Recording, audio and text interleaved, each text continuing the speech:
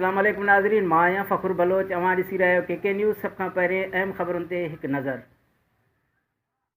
कंधकोट में वकला बिरादरी ऐं सिविल सोसाइटी पारां SSP कश्मीर कंधकोट अमजद हुसैन शेख जी हिमायत में साकी मोड़ खां मुख़्तलिफ़ चौकनि चौराहनि खां थींदे प्रेस क्लब ताईं रैली कढी SSP जी हिमायत में नारा हया।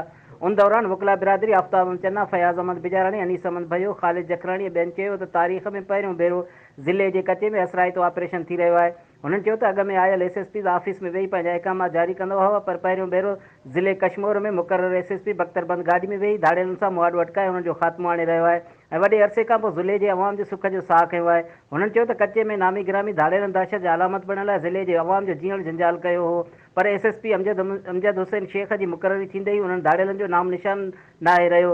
हुननि चयो त SSP पारां कचे में ऑपरेशन सबबि ॾोहारियुनि अगवा वारदातुनि ते ज़ोर ॾिनो आहे, पर असीं पंहिंजे ज़िले जे बहादुर SSP सां गॾु आहियूं। ही रैली कढी SSP जी हौसला अफ़ज़ाई करे रहिया आहियूं। हुननि चयो त असीं पूरो उमीद आहियूं त SSP अमजद हुसैन शेख ज़िले मां अगवा थियल मुग़वियुनि जी बाहिफ़ाज़त बाज़ियाबी यकीनी बणाए धाड़ियलनि जो ख़ात्मो हाणे सुरख़रू थींदो। कंधकोट में सेक्रेटरी बल्दियात पारां कश्मीर ज़िले जे 41 सेक्रेटरियुनि समेत सिंध जे तमाम यूनियन काउंसिल जे सेक्रेटरियुनि खे हटाइण वारे नोटिफिकेशन ख़िलाफ़ यूनियन काउंसिल सेक्रेटरी पारां इमाम बख़्श खोसो जी अॻुवाणी में प्रेस क्लब कंधकोट पहुची एहतजाज कयो।